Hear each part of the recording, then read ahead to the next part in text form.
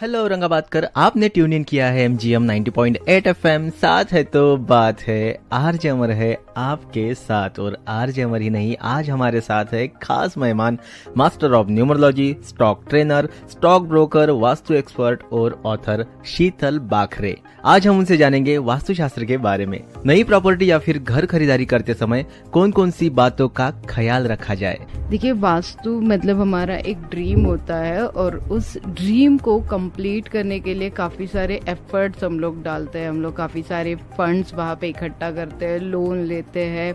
एक सपना होता है कि मेरा एक सुंदर सा घर होना चाहिए। कभी कभार एक्स्ट्रा मनी आ जाता है तो हम लोग 1-2-3 प्रॉपर्टीज और खरीद लेते हैं, और कभी कभार ऐसा होता है एक प्रॉपर्टी खरीदने के लिए हमें 2-3 प्रॉपर्टीज बेच के फिर इकट्ठा फंड करके बड़ी प्रॉपर्टी खरीदनी होती है। तो यस, तब जाके ये बहुत डिफिकल्ट होता है। एक तो वास्तु होना ये बहुत बड़ी बात होती है हम इंडियंस के लिए स्पेशली, मतलब लाइक हम लोग सोचते जैसे है वैसे ही चाहिए होता है।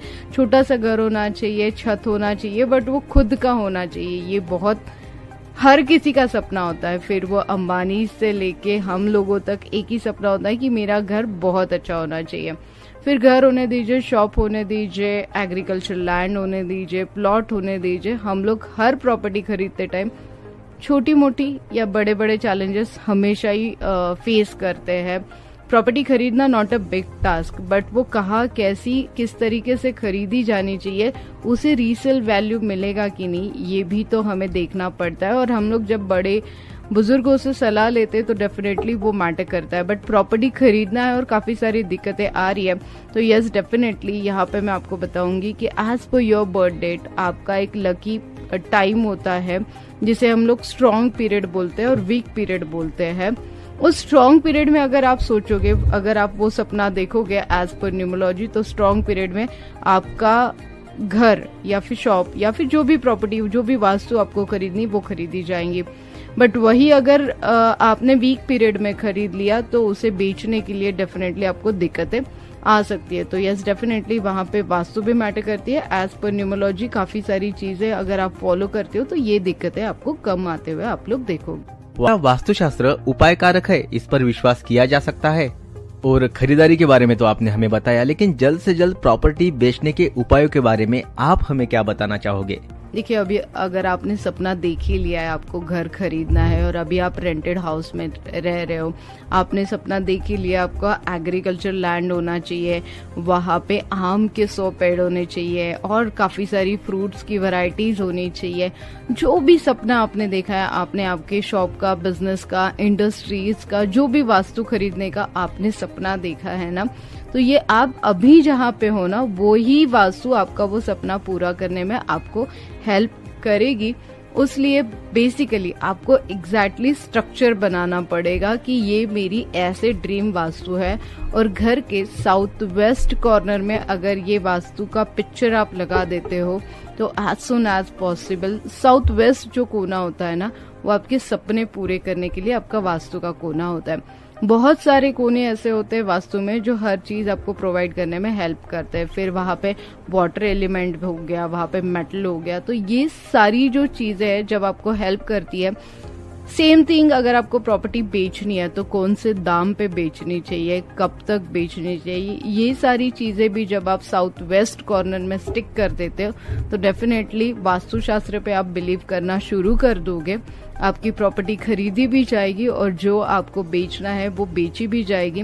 Vastu one of the thing, Vastushastra पे बिलीव इसलिए करना चाहिए क्योंकि वो घर है जो हमने हमारे अपनों के लिए बनाया हुआ है, और वहाँ पे हम लोग सुख, शांति, हेल्थ, वेल्थ, रिलेशनशिप, हर वो चीज चाहते हैं। और हर वो चीज एक ही छत के नीचे अगर आपको उसी वास्तु में मिले तो इससे अमेजिंग थिंग लाइफ में कुछ नहीं होती है। इसीलिए वास्तुशास्त्र ऑलवेज वर्क करता है। हर एक कोना आपका एक्टिवेट होता है, और जो मैग्नेटिक पावर होती है जिसे हम लोग वेल्थ बोलते हैं और हेल्थ बोलते हैं, ये दोनों मैग्नेटिक पावर तब मिलती है जब आपके वास्तु का हर कोना, देखिए छोटा मोटा वास्तु दोष तो हर घर में रहेगा, बट सबसे ज्यादा मतलब 99% अगर वास्तु दोष निकाल के उस वास्तु में आप रहोगे तो 100 नहीं, आपको 500% हैप्पीनेस मिलने के लिए वास्तुशास्त्र डेफिनेटली हेल्प करता है। लास्ट वीक ही हमने बताया था कि हम लोग जब लैंड खरीदते हैं तो लैंड का जो रॉ मटेरियल होता है, बेसिकली जो अंदर की मिट्टी होती है, वो एक गज हम लोग पहले देखते हैं कि वो किस तरीके की मिट्टी है। उसके बाद में हम लोग उसके आगे बढ़ते हैं। फिर वास्तु के हिसाब से आपको एग्जैक्टली आपका प्रोजेक्ट क्या है वो मैटर करता है। उस प्रोजेक्ट के हिसाब से उसका डायरेक्शन कैसा है, एज पर योर बजट आपको सूटेबल है या नहीं। प्रोजेक्ट बनाने के बाद दिक्कतें आने से पहले, प्रोजेक्ट बनने से पहले अगर दिक्कतें कम करने की कोशिश करें, ऐसी वास्तु अगर आपको मिलती है और इजीली वो वास्तु मिलती है। देखिए कभी कभार ऐसे होता है कि जैसे मैंने बोला कि स्ट्रॉन्ग पीरियड और वीक पीरियड में आप खरीदने के लिए जाते हो तो आपका वीक पीरियड आपको वहां पे स्टक कर सकता है, आपकी प्रॉब्लम्स और बढ़ा सकता है, आपका पेपर वर्क, इनलीगल चीजें वहां पे बढ़ सकती है। तो मोस्ट ऑफ टाइम जब आप ये सारी चीजें देखते हो तो सारा पेपर वर्क तो आप करोगे ही, साथ में आपके लकी डेट्स के हिसाब से रजिस्ट्रेशन करोगे, लकी नंबर्स लोगे, लकी एरिया भी होता है। तो हर छोटी छोटी चीज, मतलब वो उसे सिंपली बोला जाता है ना, अपना लक पहन के चलो। तो वास्तु खरीदते टाइम भी अगर आप आपका लक पहन के चलते हो तो दिक्कतें कम आती है। मैम, प्रॉपर्टी बेचने के लिए आप कौन कौन सी टिप्स देना चाहोगे? वास्तु के हिसाब से घर खरीदना है तो यस, डेफिनेटली भू अंतर्गत और भू के ऊपर की वास्तु देखना बहुत जरूरी होता है। फिर एग्रीकल्चर लैंड होने दीजिए। बहुत बार ऐसे होता है कि हमारा बहुत बड़ा एकड़ खेत है बट वहां पे मतलब कुछ होता ही नहीं है, पानी का एलिमेंट नहीं है, या फिर पौधे आ भी जाते हैं और उसके बाद में उस पर नुकसान भी हमें बेयर करना पड़ता है। काफी सारे फार्मर्स से मैं बात करती हूँ, तब जाके हम लोग उनकी मिट्टी का टेस्ट करते हैं और वहां पे सजेशन देते हैं कि इस वास्तु में एग्जैक्टली कौन सा प्लांट आ सकता है। फिर इंडस्ट्रीज हो गई। इंडस्ट्री की वास्तु जब हम लोग करते, देखिए इंडस्ट्री हम लोग फिक्स कर रहे हैं तो हमारे पीढ़ी दर पीढ़ी उसमें काम होना चाहिए, हर एक बंदा वहां पे काम करना चाहिए, ऐसे हम लोग वास्तु का काम करते हैं। That is called a money magnet vastu. Industry कौन सी चीज की है वो देखना बहुत जरूरी होता है। इंडस्ट्रीज का जब स्ट्रक्चर रेडी होता है तो मशीनरीज कहाँ पे होनी चाहिए, आपका ऑफिस कहाँ पे होना चाहिए, वर्कर्स कहाँ पे होने चाहिए, आपका रॉ मटेरियल कहाँ होना चाहिए, आपका रेडी मटेरियल कहाँ पे होना चाहिए। ये जब आप वास्तु के हिसाब से फिक्स कर लेते हो तो आपका प्रोडक्ट सेल होने में इजी हो जाता है। काफी बार हम लोग घर खरीद लेते हैं बट घर का जो किचन है वो अगर ठीक से नहीं होता है तो घर में जो खाना बनाने वाले हैं, जो सबको हमें, जिसे हम लोग अन्नपूर्णा एक्चुअली बोलते हैं, उस अन्नपूर्णा को ही तकलीफ हो तो वो घर किसी काम का नहीं होता है। तो इसीलिए उस किचन का, मतलब जो किचन के डायरेक्शन है, खाना बनाने के व्यक्ति का फेस जो है वो अगर प्रॉपर डायरेक्शन में आता है तो सबसे बेस्ट, अन्नपूर्णा खुश तो पूरा घर खुश होता है।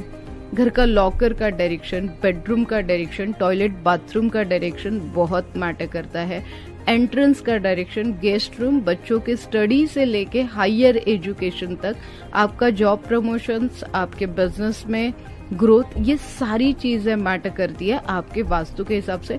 जब आप वास्तु देखते हो तो अगर स्पेशली मुझे टिप्स देनी है तो प्लॉट होने दीजिए, एग्रीकल्चर लैंड होने दीजिए, इंडस्ट्री होने दीजिए, या घर का नंबर बहुत मैटर करता है। एज पर योर नंबर, कितने विंडोज है वो मैटर करता है, कितने टॉयलेट बाथरूम है वो मैटर करता है। जब मैं वास्तु देखने जाती हूँ तो मैं काम पे लगा देती हूँ घर वाले सभी को कि आप मुझे स्टेप्स गिन के बताओ, आप मुझे डोर्स गिन के बताओ, आपके कर्टन्स कितने हैं, आपको कौन से कर्टन्स नए लेने चाहिए।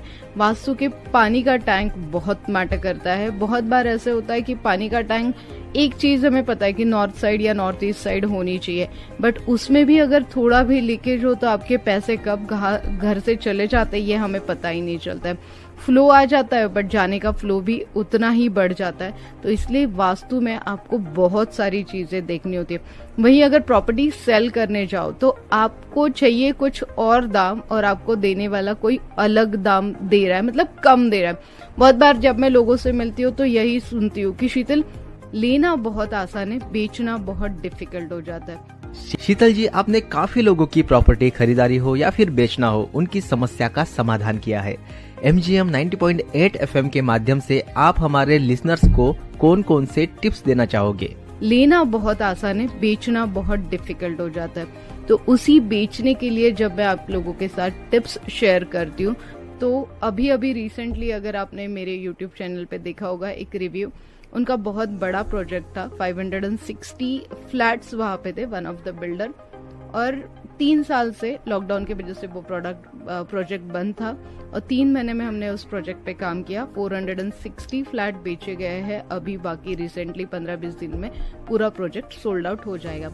बट वास्तु में कुछ दोष ऐसे थे, वो दोष अगर आप इमीडिएटली खाली कर देते हो, आपके वास्तु का मध्य निकाला जाता है, 21 कॉर्नर्स निकाले जाते हैं, उस कॉर्नर्स को पहले एक्टिवेट किया जाता है। काम करने के लिए आपको फंड्स भी, बहुत बार ऐसे होता है कि आपने काम शुरू तो कर दिया बट बीच में रुक गया है, आपका लोन रुक गया है, आपका कंस्ट्रक्शन मटेरियल रुक गया है, आपके पास वर्किंग पावर कम हो रही है, वर्कर्स पावर कम हो रही है, या फिर लीगली इनलीगली कुछ भी लायबिलिटीज वहाँ पे आ गई है। तो ऐसे टाइम पे भी आपके वास्तु के जो कोने हैं वहाँ पे हम लोग मैग्नेटिक पावर्स ऐड करते हैं जो भू अंतर्गत होती है।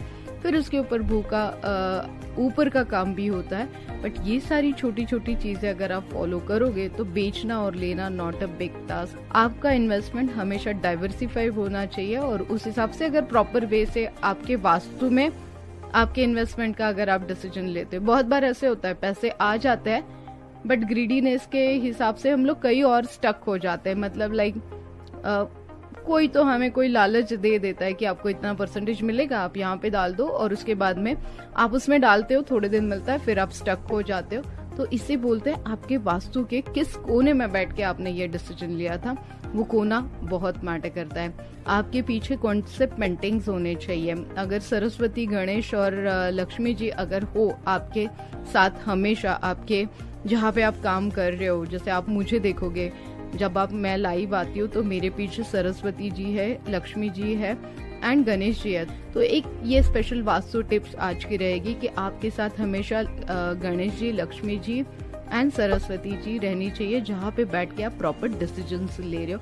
काफी सारे एलिमेंट्स ऐसे होते हैं, फिर कुछ मेटल एलिमेंट्स होते हैं, कुछ कलर्स होता है, कुछ कर्टन्स होते हैं, कुछ भू अंतर्गत होते हैं, कुछ भू के ऊपर होते हैं, कुछ मेटल्स जैसे हैवी मेटल्स अगर आप बोलोगे तो गोल्ड एंड सिल्वर की एक जगह होती है जहाँ वास्तु पुरुष, तो हमें पता है कि वास्तु पुरुष हमें, जब हम लोग वास्तु शांति करते तो वास्तु पुरुष हम लोग लोकेट करते हैं। बट उसके साथ एक जगह ऐसी होती है हमारे घर में जहाँ पे अगर आप देखोगे राजा महाराजा, या फिर अभी हम लोग पुराने किलों को निकालते हैं, या कभी कभार ऐसे होता है कि कहीं से हमें सोना मिल गया, कहीं से हमें गड़े मिल गए हैं चांदी के खेत में वगैरह।